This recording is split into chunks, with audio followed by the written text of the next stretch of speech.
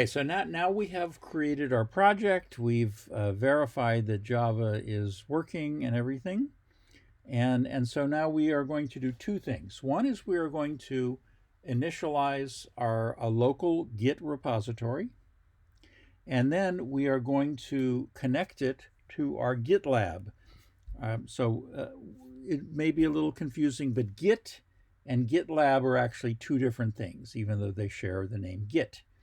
So Git is actually just it's a standalone versioning system. It can exist just locally on your computer, and it also has different server-based places where you can upload things and then also download things, as we shall see. So again, Gitlab is something we've already set up. There's another one is GitHub that you may have heard of. So remember, GitHub and Gitlab are two different things. GitHub is a public repository. Gitlab is specific to the Naval Postgraduate School. Okay, so the first thing is to create our local Git repository. Now, there are two ways to do that. One is we can do that with the team by just clicking on team. And we can notice they have Git, Mercurial, and Subversion. Those are three of the most popular versioning systems. Git is by far the most popular, though. So we can choose Git Initialize Repository from there, or we can right-click at the top of our project and choose Versioning Initialize Git Repository. So either way, we initialize the repository. It says select a directory. We just accept the default there.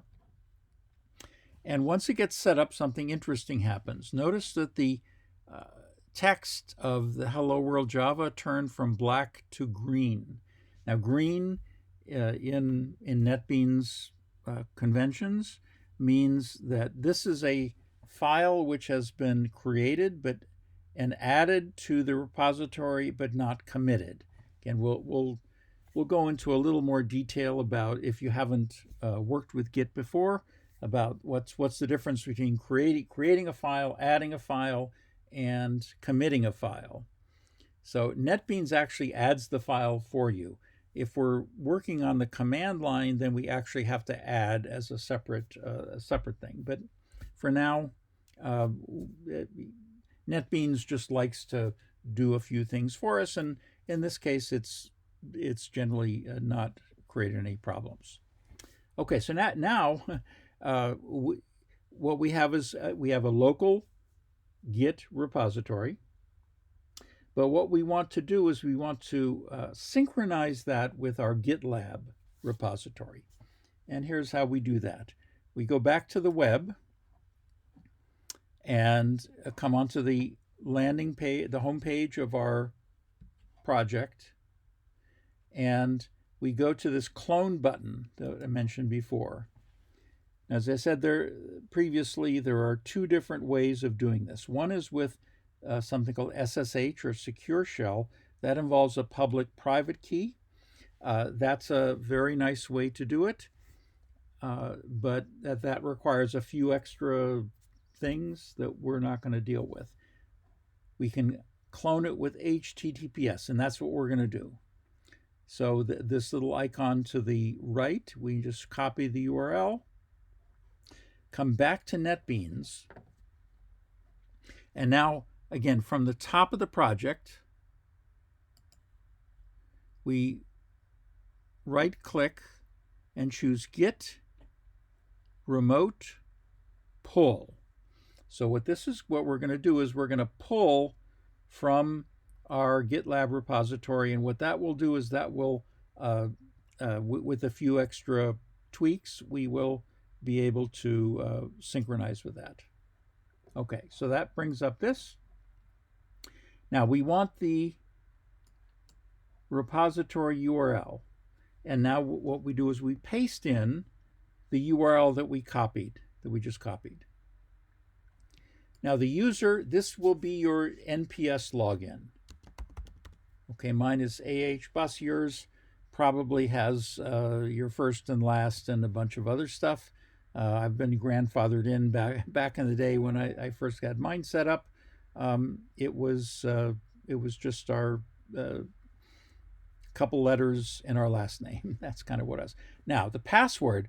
This is where, remember that personal icon token that we created a little while back, and hopefully we've saved that somewhere so that we can now copy that and we paste that in to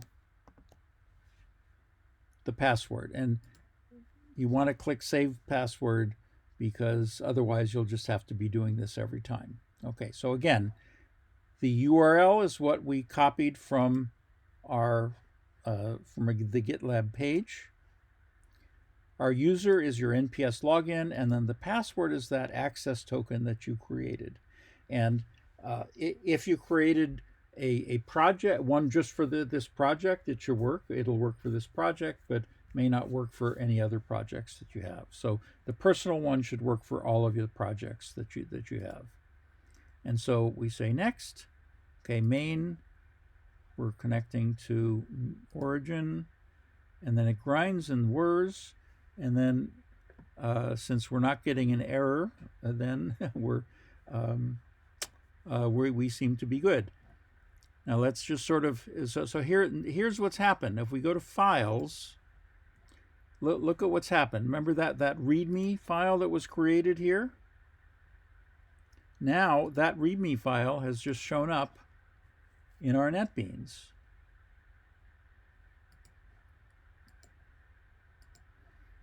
Okay, so now notice that Hello World is still green. And what that means is that, in fact, if we go to our GitLab, and if we refresh the page, and we see that still all we have is just that README. Okay, why? Well, we've added, let's say, and this can be confusing. We have added our Hello World file, but we haven't committed it. So things need to be committed. Right, so how do you commit, I hear you ask? Well, let me tell you. One way is to right-click at the top, and I recommend always at the top of the project, right-click, choose Git, Commit. And what that does is that brings up our everything that was kind of there. Now, I recommend you always want to have a commit message, but you don't want a bunch of War and Peace. Now, the reason for this is that every time you do this commit, then Git will remember what you did. And so if you ever want to kind of go back to something that you previously did, it will go back to these commits.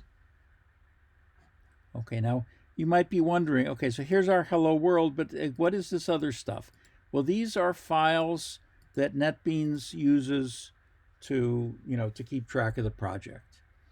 And while it's not strictly necessary, just for convenience, if you commit all these files and you go to work on things in another computer, what you'll be able to do is you'll be able to check it out from GitLab once we push it there, and all of the different configuration files will be there, so you don't have to kind of do anything special.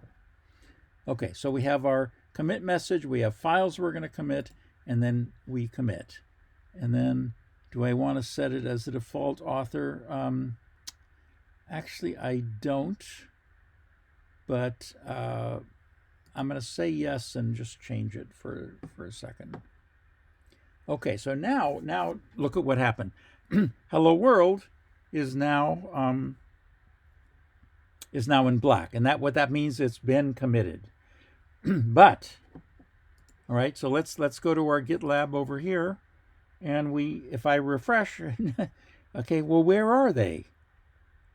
Well, I've committed it to my local repository here on my computer, but I have not committed it. I haven't pushed it to GitLab yet. Now, before I do that, what I do want to do is, see, now there's like a little configuration file here.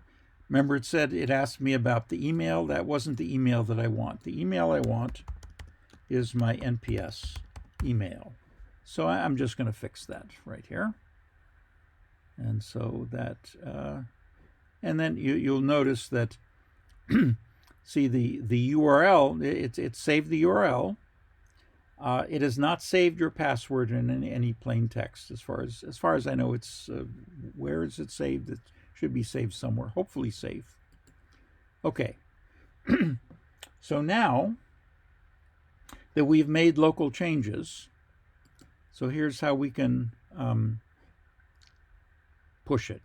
And the answer is to do a push. We do Git Remote Push. So we pulled from GitLab to get whatever was there down, and we push to GitLab to take what we've done and put it up. So notice it says select configured GitLab repository location, and it's put in what we had before. Okay, so we don't have to type that again. It has all that other stuff, our user, the password, and so now, okay, so now the first time we do this, we need to select, master is kind of what they put in. That's kind of the name they like to use.